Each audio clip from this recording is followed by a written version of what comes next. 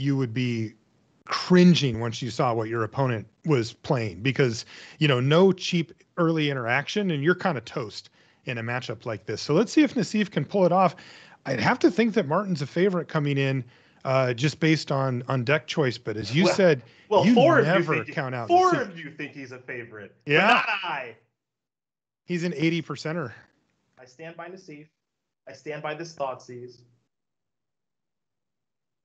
And I stand. Thoughtseize has a lot of pressure on it. and I stand. Well, yes, it does. I stand by this half of commit memory. That's what I stand by. Yeah, because that's what you want, a 4-mana answer to your opponent. Hey. Look, it's tough. The tough get going. Let's go.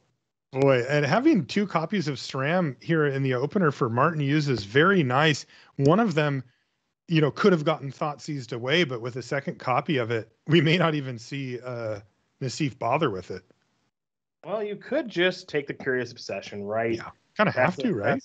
It does actually seem kind of attractive to take Curious Obsession, because if you don't, then Curious Obsession might just go in the Selfless Savior, draw a card, play another Savior, whatever. So, rocking a hard place here for Nassif. You can already see his hand. Turn 1. Yeah, that's right. Turn 1, Cedric's like, well, he's screwed. Yeah, I'm not feeling great about my prediction right now. Ask me 2 turns from now how I feel. Well, yeah, you have to put yourself in Nassif's shoes and go, okay, I don't take Curious Obsession. Martin plays it, draws a card. Next turn, I don't have an answer. Next turn, I don't have an answer. But the turn after that, I got him. I'm ready. So I think he probably has to take the Curious Obsession, even just to prevent a couple of cards from going into the hand, especially given the redundant copy of SRAM anyway, right? I don't say any of this with any amount of confidence, but I do think you should be taking the Curious Obsession in this spot, I think. Mm-hmm. Maybe you draw runner removal spell to take care of the SRAMs. Maybe Martin doesn't draw any auras, so the SRAMs are actually quite bad. Obviously drew an aura. That's whatever. The deck is named auras. I can't even be mad about it. Right. All right. Well, it looks like we're going to see SRAM Senior Edificer hit the battlefield, chip in there, and Bang. okay, there's a little bit of business. Fatal push off the top for Nassif. Enormous draw. That was a big one. Now, he does have a decision to make because already the rock and the hard place are once again upon Gabriel Nassif, and that he can fatal push SRAM on his turn. That would prevent any type of triggers from happening here. But the problem is that Selfless Savior is sitting on the battlefield, just sort of waiting to do its thing. So Martin kind of has his bases covered here. Yeah, I was excited about that fatal push because it's step 1 to making the House of Cards crumble. Theoretically, right? You kill the Selfless Savior, then you kill the SRAM, then you're able to get a little something cooking here. You got to start here. So it's just one piece of a very large puzzle. Right. And it's going to be a bit of a heartbreaker because he's going for the play, but we're just going to see it land Selfless Savior to replace the one that just got killed. So Nassif's not out of the woods, not even close. He does have commit in hand for next turn, but this is a big turn here where if there's an aura off the top of the library, and there is, it's Arcane Flight. That means that SRAM's going to trigger yet again. And Nassif has to decide if countering an Arcane Flight is worth it. He decides not. Nah. And there's good news, though, here for Nassif, in that Juza doesn't have any more auras. So at least the card draw part of the equation will be quelled for now. And perhaps that commit can actually scrap him back in. Because there are worlds where Juza draws, 2 more 1-drop auras or something and just has a huge creature that must be committed and also has a full hand. Oh, look at that. Just get that dispute on. Ooh. Counter 1-drop. Look, it's not pretty, but you got to do what you got to do. Now, I don't think Martin's going to play this SRAM because he wants to hold it up for a removal spell. And now Nassif at 7, he can play the commit portion of commit memory, do a little of that action, drown the lock in the holster, and all of a sudden, things are looking up. This is interesting. Now he has access to effectively 2 removal spells. If Martin bricks here on his draw step particularly, and he did, the door is opening for one Gabriel Nassif, and following closely behind him, a Cedric Phillips. smell that? Victory. All right, we're not there yet. I'm not going to get too I was far. going to say, do I smell what, Cedric? But yeah, but we actually can play a little bit here. I mean, look, that mystical dispute wasn't the prettiest one we've ever seen, but just countering that spell is a little bit less pressure that Nassif has to worry about. Now, I do think that Nassif does have to interact here with the commit. I mean, I suppose Gab could go down to 2, you know, and then end of turn commit, have Drown the Lock open, blah blah blah blah blah. Like, right? Like he could use his life total as a resource right now if he wants to. I'm not sure if that's what he's going to want, if that's what he's going to actually do, but I could understand it if he does. See what he wants to do here. He has to figure that if Juza had top decked an aura, he might have already seen it here. Right, and that's the thing. That's the other thing that you think about a little too. Is like, okay, like if you had a thing, you would have played it pre-combat. So what are the cards I have to worry about post-combat? Which is, I know you have a SRAM. I don't know what you drew. Right, that's the decision-making process right now. So, I mean, Nassif is giving everything a long think because it's Nassif, but it looks like, okay, you do this. I'm going to commit right now. Keep my life total a little high. These some of these ores are going to go to the old graveyard here, but Sentinel Eyes can come back. So I am curious if he's supposed to take the 4 there or not. Yeah, that's interesting. It's a lot of damage, and it means that he could lose to just random selfless savior beats or something. So he probably didn't want to get to that point. But that's a big draw. Oh, and there's a God's Willing in hand now here for Juza. And that'll effectively blank Drown in the Lock. Narsit's vaguely interesting here, but the real problem is the life total at this point. Nassif, you know, wanting to try to keep his life total high and stop the card draw from his opponent, and can't really find a way with 2 Watery Graves in hand. He can't afford to play one untapped and have both. No. Now, Narset's really interesting card in this matchup because it does stop the card draw. So there are going to be times in this matchup where you just play Narset and you don't minus it. I do not believe this is one of those times because Nassif needs a little bit of help. But there are definitely times in this matchup where it acts just more as a weird enchantment more than anything else. There's that other SRAM, the one that got committed, but this is a big attack here. Here comes Drown in the Lock to take out the Selfless Savior, but I assume Juza will just protect his Savior here. It gets him an extra point of damage and still leaves him the ability to protect Sam. No, I was wrong. He did sacrifice it. I guess it is a 2-turn clock either way. Yeah, that's what I was going to say. I was slightly surprised, and then I realized, yeah, it's a 2-turn clock either way. So you've got God's Willing to kind of save you here. And now if you're Nassif, I'm not quite sure what you can find. You know, you play Narset here, you minus. What's the best case scenario? Can you beat a God's Willing? Right, you see a Doomblade, and it's just not good enough here. Yep. And brainstorm into potentially more options. It does let you see a lot of cards here. This game comes down to that one turn, right? With the commit on if Nassif is supposed to take that damage. Are you supposed to just take that hit and then end of turn commit the SRAM back or not? And I'm not sure what's right. I mean, ultimately Nassif decided I'm going to do it in combat. You know, save myself some life and then deploy another SRAM, recast Sentinel Eyes, draw another card, have it 3 on the battlefield. That's what he's going to ultimately lose to. But I think that's a really, really interesting decision point. Yeah, this one ended up being pretty close, but not quite there for Nassif. He just needed a little bit more.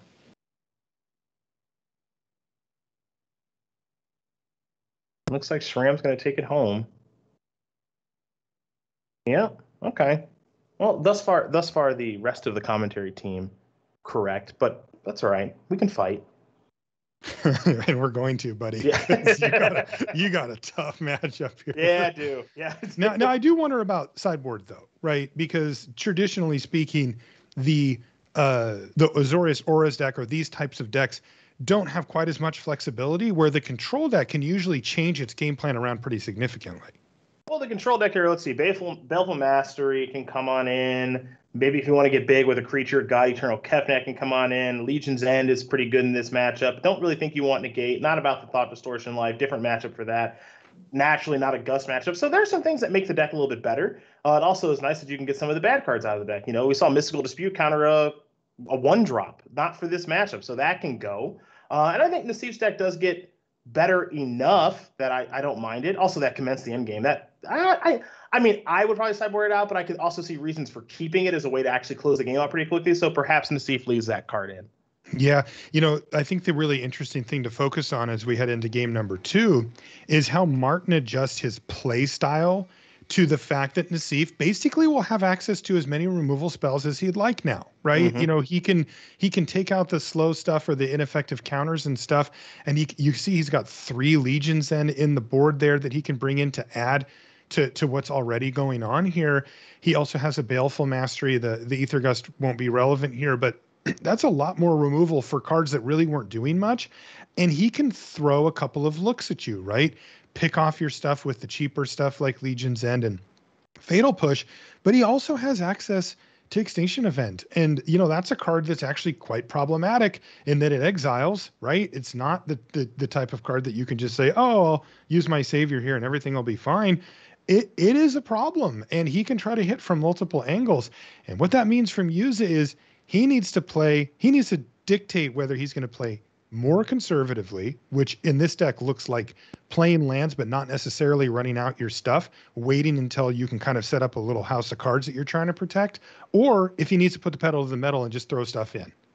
Well, we're going to find out right now. I do think that things get better after sideboard here for both players. You're seeing cards like Dovin's Veto and all that good stuff. So it does get better here for both players. I think it gets a little bit better for Nassif, but I do think that he's just behind in the matchup a little bit in general. But I do like his ability to win the sideboard games.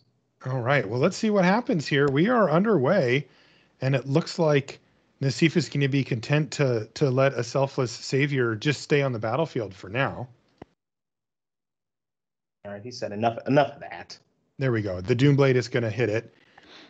Basically, anything that they have is worth killing, right? Yes. There's not. It's not like there's creatures that they put out there that you're just like, that's fine, I don't care.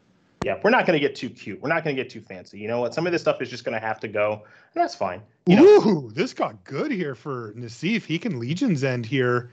Oh, unfortunately, he doesn't. Yeah, he doesn't quite have a second untapped black source to get the Thoughtseize going too. I thought he could do both, but he can't. But Legion's End on Core Spirit Dancer could be nice. Yeah, I mean, I'm getting that thing out of here. No, thank you. That thing's not hanging around for any longer than it needs to. Now, again, if he had that black source untapped, you can fire off Thoughtseize first and then Legion's End. Doesn't really matter ultimately which order you do it in. I think the question now for Nassif is, do you want to play Fetid Pools as your third land, or do you want to play Castle Vantress, which will enter the battlefield untapped, and then it gives you the ability to brainstorm? Do you want to brainstorm main phase first before doing anything to work with as much information as possible? I'll tell you what, he doesn't have a long time to think about it, so... Yeah, great stuff, though, Seth. That's exactly what he's going through. This Legion's End was going to happen no matter what. I don't think that was ever a question for him. It also has the incredible upside of nabbing cards from your opponent's hand. In this case, Martin didn't have an additional copy, so that didn't happen. But, I mean, boy, if you take one away here and get one out of their hand there, it's just like an epic blowout.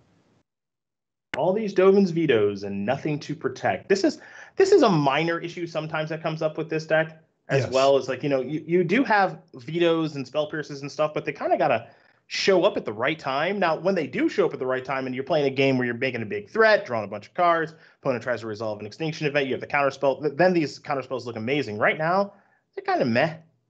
Yeah, they're really meh. And it's one of those things where, I mean, he's drawn 3 of them in 10 cards or whatever. It's like, what are you going to do type of scenario. But having no threats, it does affect your primary game plan when you bring in a bunch of reactive spells. And that's what we see here. Martin lets the Thoughtseize resolve, which takes away a veto, but that left him the mana to Dovin's Veto, the Narset. And he still has an additional one in his hand, though. He has yet to find anything to start throwing this Arcane Flight and Staggering Insight onto. You ever hear about this Brainstorm card? You ever seen this thing? I'm aware of it. Yeah. You've seen this thing? It's pretty good. It's pretty good.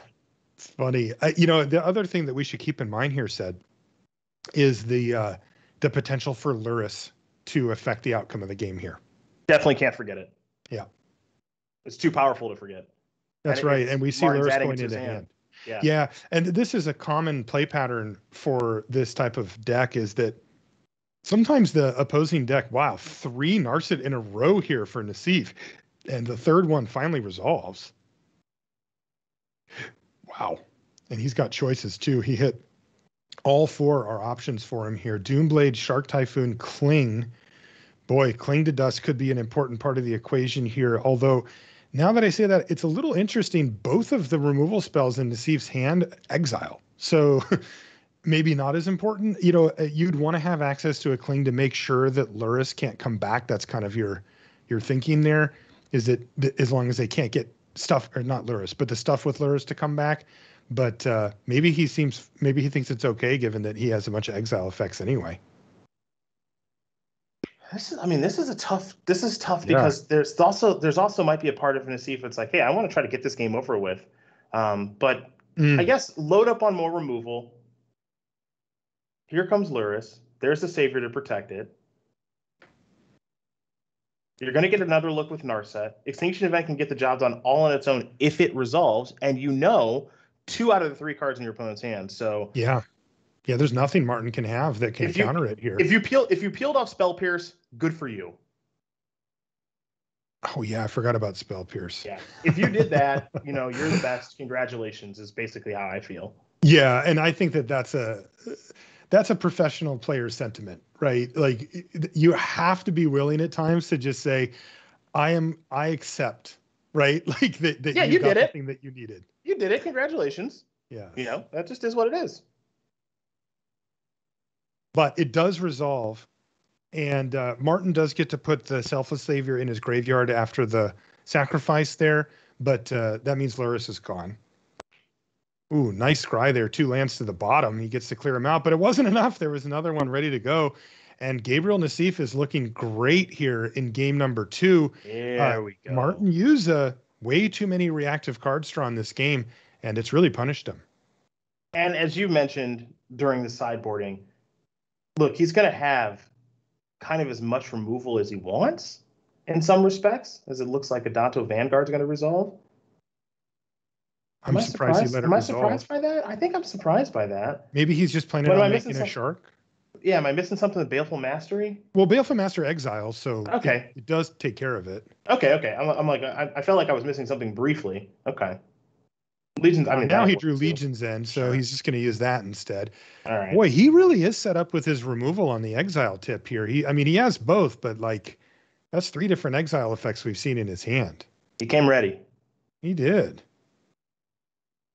Now, as Martin is, I'm going to politely say floundering. Yeah. Let's get into the sub game here, Marshall.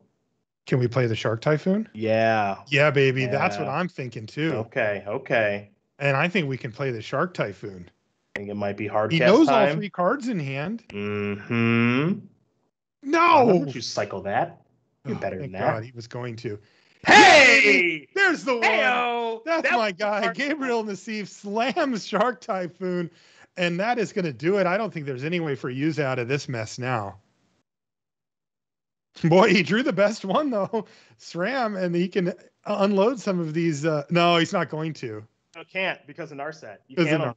Yeah, doesn't do anything anyway. And he knows he's going to get Doombladed. And look at that. There's a 2/2 Shark as well. So Gabriel Nassif's in perfect shape.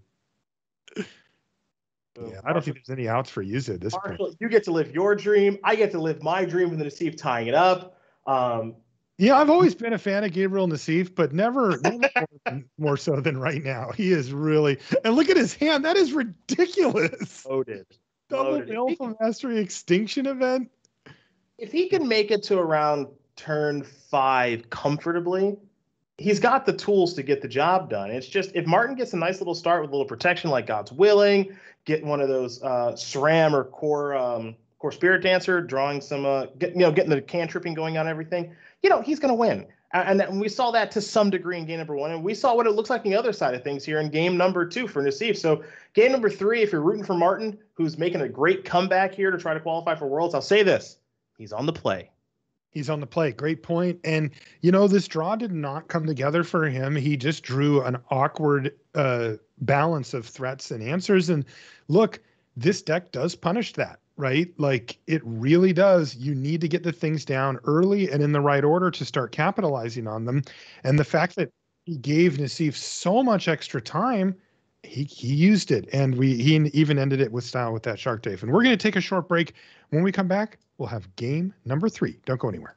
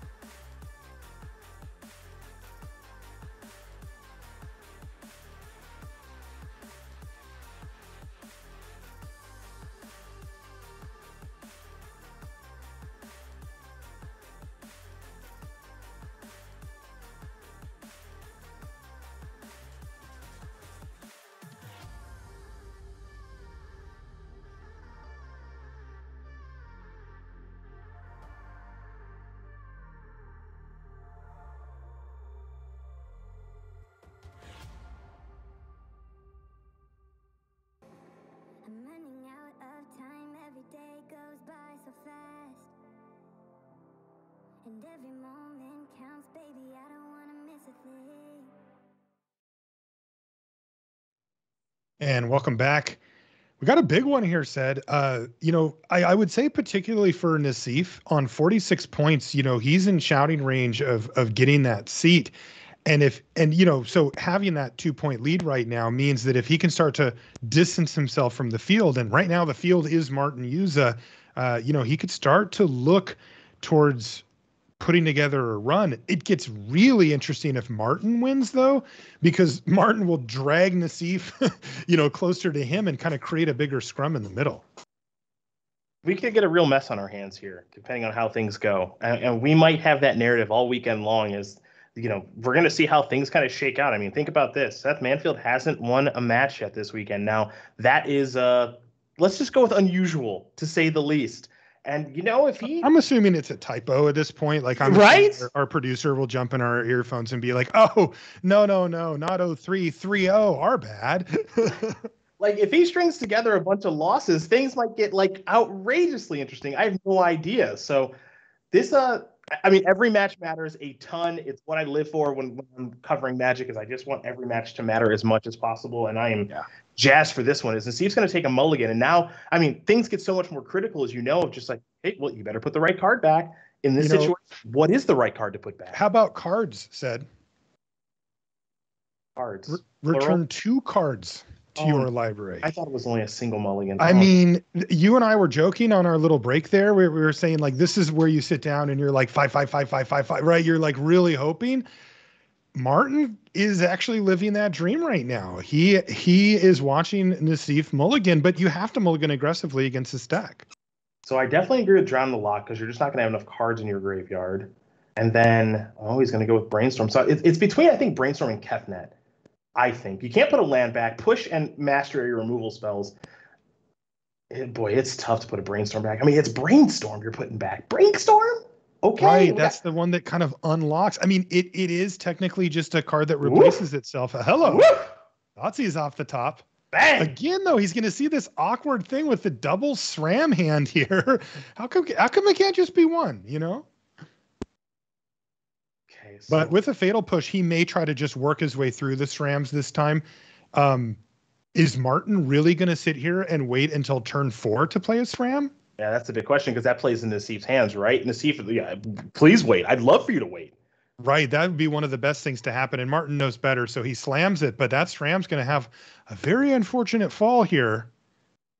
So Nassif's plan this game is interesting, right? Because I was talking about the Brainstorm, and the plan here could be very simple, which is, turn 4, Kefnet, GL, right? You've got these Dovin's vetoes, also their nonsense. Best of luck, bud, because I'm going to play this 4-5, and we'll see what comes off the top of the library as far as, the nonsense that Kefnet can do. So I'm kind of in Nassif's plan with Kefnet, assuming he was able to draw the lands to play it on turn number 4, and it looks like he was able to.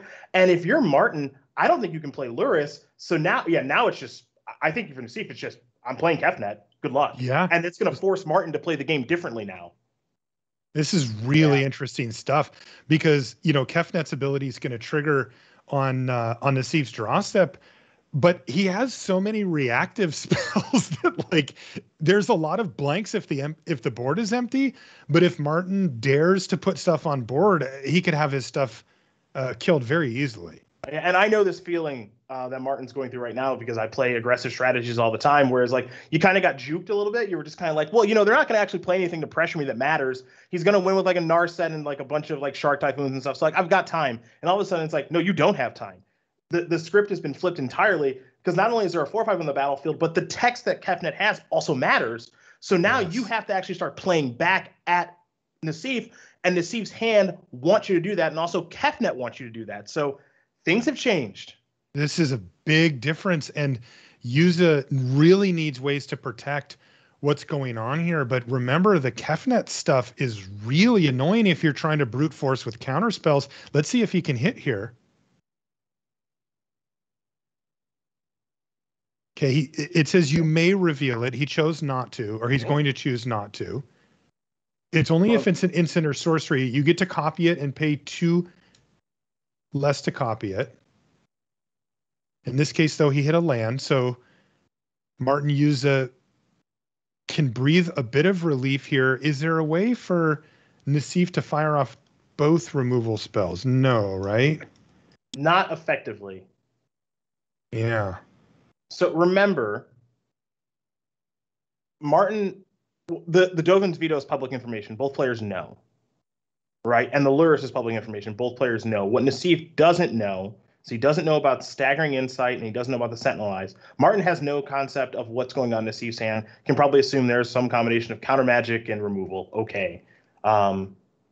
Boy, is this is good. Like Nassif's yeah. in a really good spot here because if he wants, he can fire off the Baleful Mastery for its alternate cost and then play Doomblade as well. Mm-hmm. When do you make your move? You're gonna. I don't know because it's kind of already too late, right? Like in the sense that the Spirit Dancer is already triggering and getting a card back. Yeah, like did you want to do this on upkeep? Did you want to do this on Martin's upkeep, or did you want to do it like in response to a spell? Because in response to a spell, yes, Nassif gets to draw a card, but that's 2 mana that has been used, and so that means that like Luris doesn't really work itself into the equation. So that means that that's 2 less mana that Martin has access to deploy creatures. So we're gonna let the Staggering Insight resolve. Okay. Wow. Now what? Sentinel Eyes. Okay, so Nassif, I mean, Martin's just going off here. Well, Nassif is kind of letting him go. Okay, so Nassif's like letting him go off. Yeah, so he's going to kick things off with Doomblade. That's going to force the Dovin's veto, and then the Mastery will get to resolve. Yeah. But this is not a great exchange here for Nassif because Juza already put 2 auras on the stack and is going to get the cards from those. And even though Nassif will ultimately get the Spirit Dancer off the battlefield, there was some serious damage done here. I guess the positive for this exchange with Nassif is I have put a bunch of auras into your graveyard. True. Also, it keeps the damage race in his favor. Yeah. Like he basically got Martin to use a whole bunch of mana for the turn and not actually get a combat step. Yep, that's true. What's Nassif's reveal going to be? Cling to Dust. Sure. Well, with the Luris in hand, you know, you can snipe a creature. You can make an argument for sniping an aura. You know, right. So I mean, there's some things to hit there. Sentinel's Eyes is just sitting there. There's 2 of them, but you could start working on those because remember, this is the card that you drew. You're copying it, but you get it too, so he can take care of anything that he wants. Okay, you get to draw a card. Fabled Passage, not so good, but then you can cast this again if you want. Right, you can just cling. Yep, it's in hand. Could, I don't know his graveyard exactly, but you could probably cling again if you really felt that that was the thing to do. It's a lot of cards. Yeah, so there's one more Sentinel Eyes down there. And then there's at least one. No, the Core Spirit Dancer got exiled. So there's at least 2 one. Yeah, I was going to say there's at least 1 SRAM down there. Yeah, and I think that, you know, you're probably going to have to be content with, I don't know, it's really tough because there is a Luris in hand here for Juza, but you can also respond, right? No, you can't, right? If Luris comes down, it's just like, these are castable. Yeah, you got to respond to Luris on the stack. Yeah. And you also now, you have to decide, okay, what's the most important thing going on in that graveyard? It looks like he's just going to pass. Okay, that's a little bit interesting. Arcane Flight. Are we just going to see Luris here? It's just no real other choice for Juza, right? I think that's where Martin has to lead off. Mm-hmm. And then maybe because Martin is leading off that way, then you respond to this because Martin only has access to 3 mana. So this is a huge moment for game 3 here because Nassif, look, he can take out one of the SRAMs, but then another SRAM could come back. He could take out a non-creature and get a card, which could be huge, right? I mean, Nassif is not that far off from really having a stable board here, but he's not quite there yet. Another thing to just think about. I know we're not there yet. We might not ever get there. But Extinction Event and how it works itself into the equation with odds, because God Eternal Kefnet is a even, but then there's going to be a SRAM kind of hanging out as well, which is an even. So that's just like a little thing to think about that I think might be something that Nassif is thinking about. So it looks like Sentinel Eyes got taken care of, and Crawling Barrens was the draw. Yeah, well, it's interesting because, you know, he gets to trigger God Eternal Kefnet again. It's your first card drawn each turn. Mm-hmm. So he could have hit a removal spell, right? Take out the Selfless Savior and be completely in the driver's seat, but instead it was a land. So he's going to have to settle here. All right, so let's go Klingen.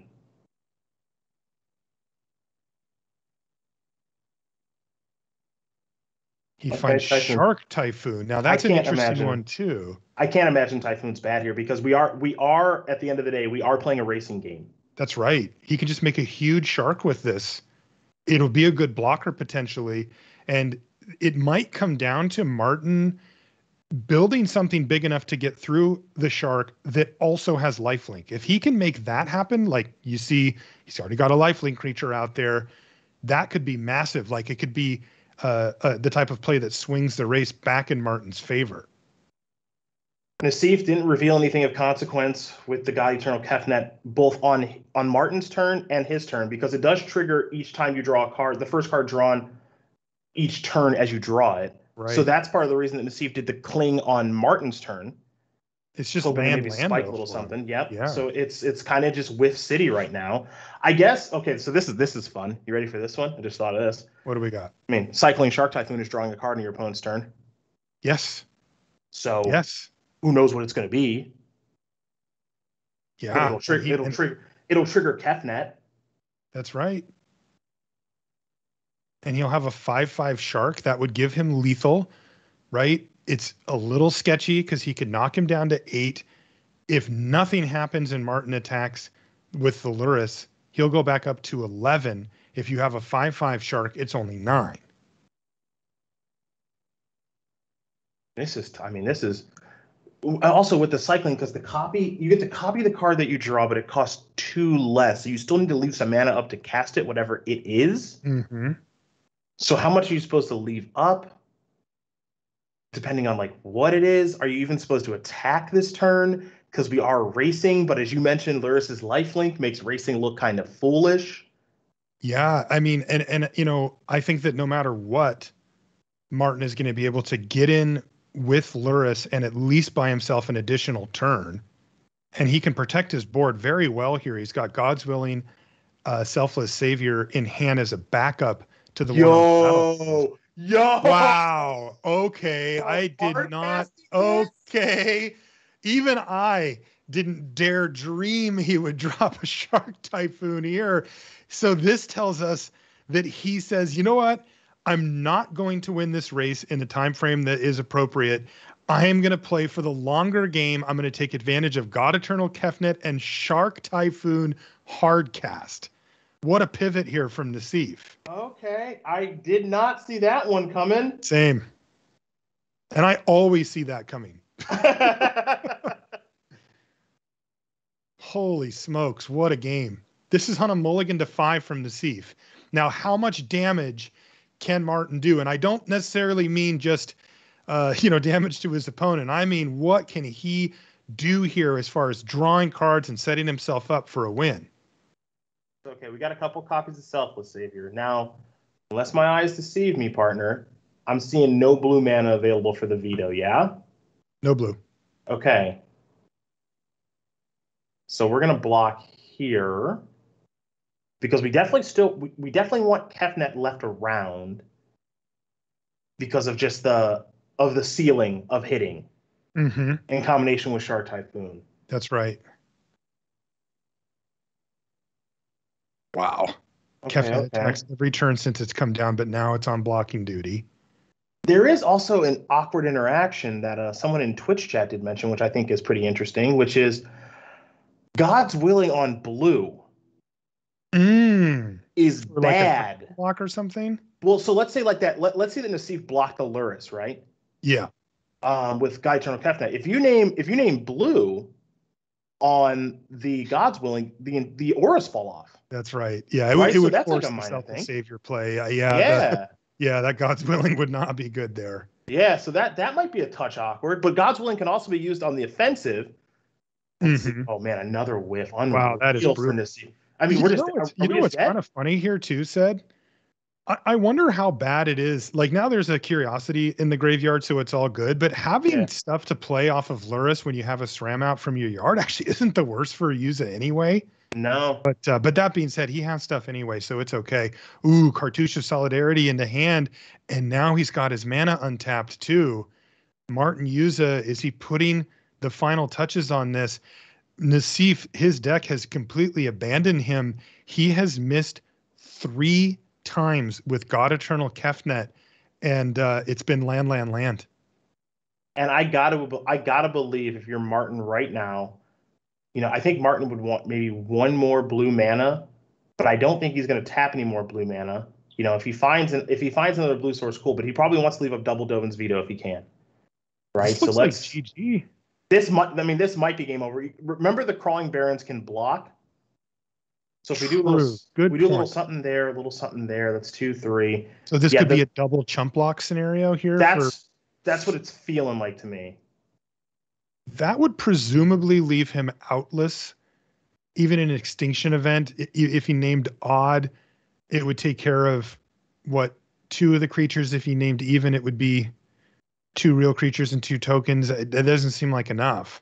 No, if he's got to fire up the Barons, block, and then block the Lurrus as well, and that's just to have him fall down to 4 here. And Juza is going to be happy with the result of this as well, because he's not even losing creatures. Well, let's see. If we got the Barons, right? And we can activate the Barons again. So you do Kefnet on the flyer, you do the Barons on maybe the SRAM. You take 6 you could go to 1. You take 6, go to 1?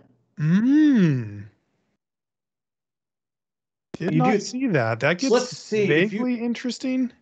You take 6, you go to 1. I don't know what the card you draw is. I don't know what the card you draw to stay alive through a veto is. But you could go that route. I don't think that's a card that exists. Wow, good fight here for Gabriel Nassif, but it's starting to really feel like that mulligan to 5 and just a little bit of bad luck down the stretch there, hitting those lands, isn't going to quite cut it for him, which is going to make things really interesting for the points race as Martin narrows the gap. If he's able to finish this one off, he'll go to 45 points and pull himself to 1 within 1 of Nassif. Yeah, Nassif had such a high ceiling for what he could do with Kefnet if the draws cooperated. He didn't need much either. Yeah, I mean, it could have spiraled out of control in a huge way for Martin. Fortunately for him, it did not. Now let's see. Got Eternal Kefnet. Put it in Sonor's Library 3rd from the top. I almost think you probably have to decline this and just let it go, because you don't want to draw it again. I don't think. Right. The battlefield's too much of a mess for that to be an option. Yeah, it's feeling more like, I mean, it's an Miracle type scenario, but where Nassif needs to brainstorm into something relevant, brainstorm, commence the end game or something. I don't even know if he has enough mana for all that, but that would get him 4 creatures on the battlefield, for example. And, maybe there's something to be worked with there. He goes to 1. 1 Dovin's Veto available, and it's just another land off the top here for Nassif. Yep. God, that's heartbreaking. And he's going to have to throw the good game over to Martin Juza, and Martin picks up the win. He needed every bit of that mulligan to 5 there from his opponent to get the job done. But by the end of the match, he had really put himself in a commanding position with multiple ways to protect his board and a pretty unassailable board state at that point. I really like Nassif's line of play of saying, okay, I'm probably not going to win this the good old-fashioned way with my control deck. I'm going to try to ride Kefnet. But unfortunately, you do have a lot riding on Kefnet with those reveals, and it was not cooperative there. Yeah, the top of the deck was unkind. He started things off by peeling a Thoughtseize, and then pushing a SRAM, and all of a sudden Martin doesn't really have anything going. But it does go to show you that even though the companion rule did change as far as how you can get Lurrus into your hand as opposed to just casting it initially in Ikoria, still very, very, very powerful, because at the end of the day, Lurrus is what won that game for Martin. He found the best way to use it, the best time to cast it, and then once it was on the battlefield, it never left the battlefield. And so it does go to show you that that is a key piece of that aura strategy. I know a lot of players, Marshall, think that, oh yeah, you just play a SRAM or a Spirit Dancer, you just enchant it up a bunch and the game is over. But it can play a longer game too, because you think about that game, if there's no Lurrus, if Lurrus is not a card that exists, Nassif might run away with that with the old Kefnet like he was planning to. So good stuff there from Luris and good stuff there from Martin, who is just sneakily climbing up that leaderboard. That's right. And, we see that more often than not. I think Luris ends up being, to me, this deck is almost a Luris deck. So there you go. Yeah. All right. We're going to take a short break. When we come back, though, we'll have more Magic. Don't go anywhere.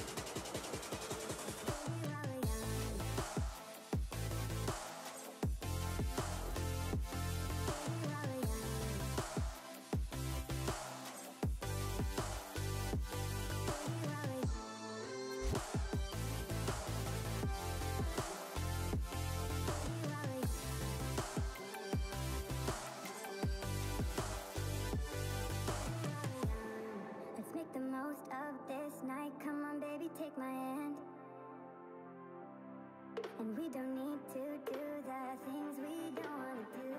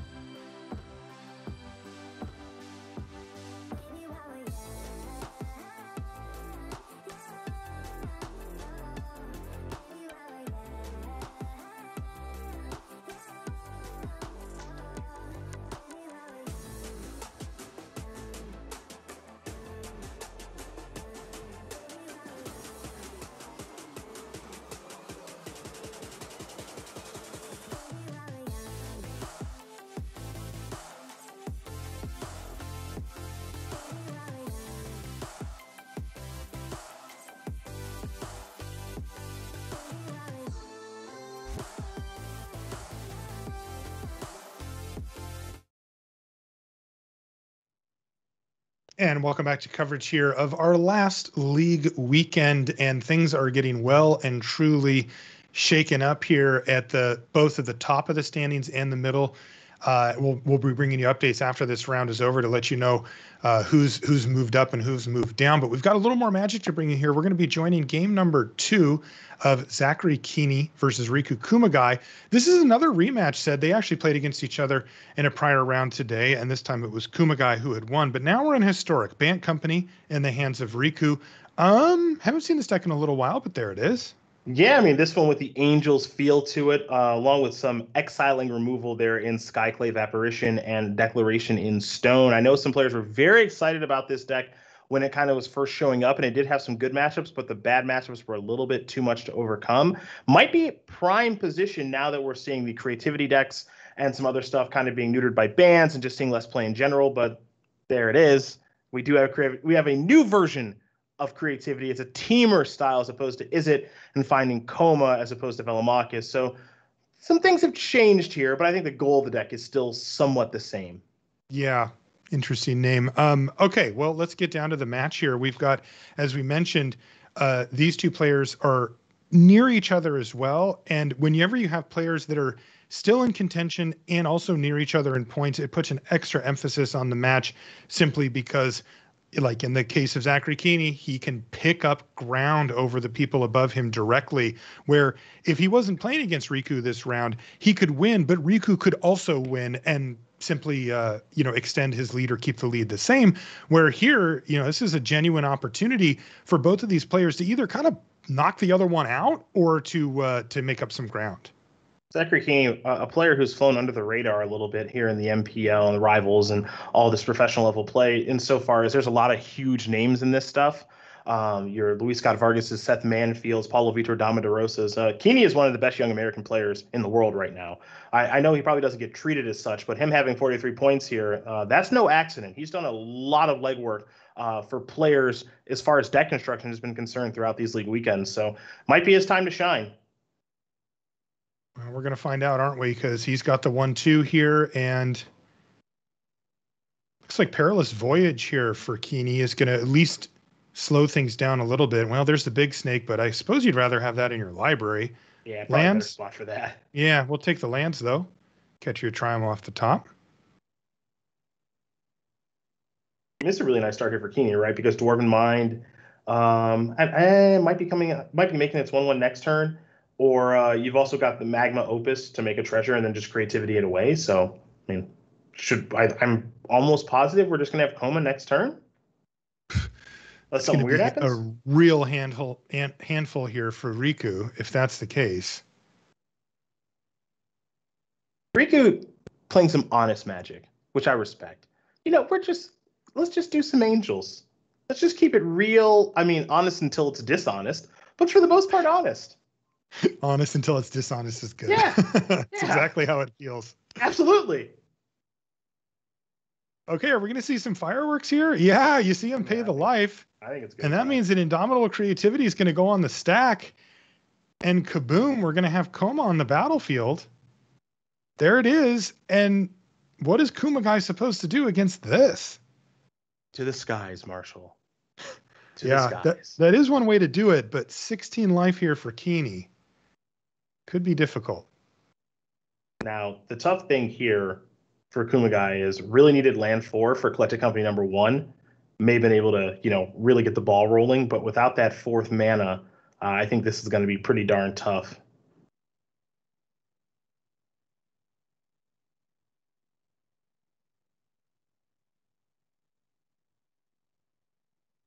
Will Dwarven Mind make a fun? And this is clear. I mean, and now the tough part too is that if Kumagai does draw the 4th mana, it's just going to get disputed. And it's just a miscast. Okay, well, you see part of the issue of being 3 colors, no blue mana. That's right. Zachary Keeney able to go over the top here. Yeah, I mean, this should just be a runaway with Coma. There's no answer for as a fan of white cards. there's no great answer here. Right. Yeah, you got to be feeling here for Kumagai. He's kind of sunk down on our camera image a little bit. Yeah, we can't see him anymore.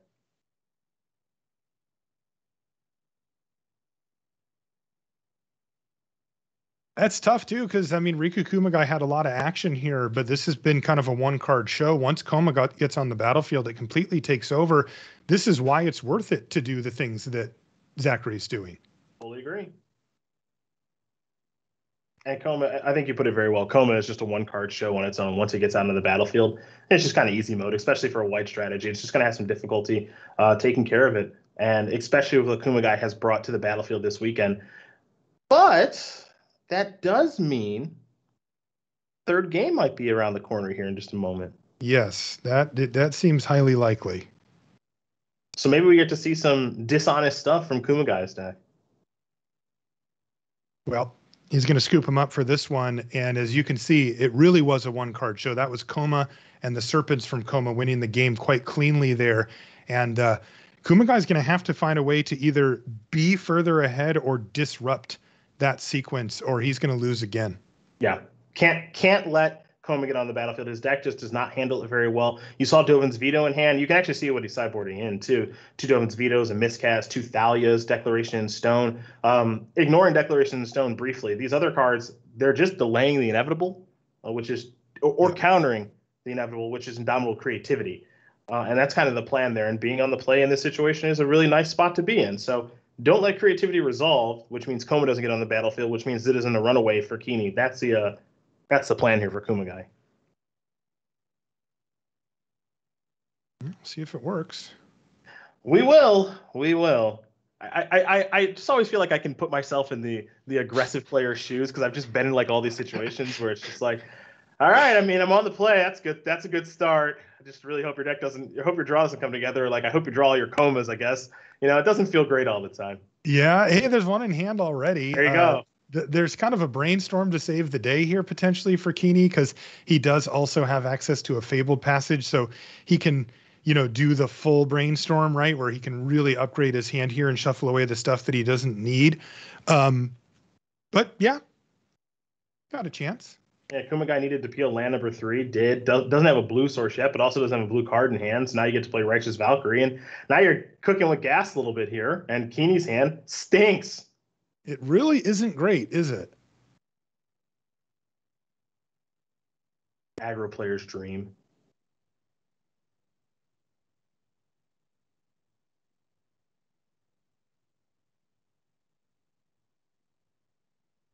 Ugh. Well, this better be the best brainstorm ever. I mean, Prismari Command is kind of meh. I suppose it could cough up 2 good cards if we go draw 2, discard 2 mode. Let's see. Boy, that's a heck of a curve there from Kumagai, even not hitting a land. Yeah, got a little something cooking. Got Deck and Stone in the holster. It's not all bad. That's not a good. Yeah, that is a horrible brainstorm. Wow. Keeney has seen a lot of cards. Is he just snapping? A lot of bad ones. He just almost conceded right now. I mean, it makes sense. His hand is not functional. This is trash. And he's brainstorm locked basically. I mean, yeah, he can get through some of it with cards like Expressive Iteration, so he can kind of churn his way through. But there's a lot of bad news, and he's got to put him back on top of his library.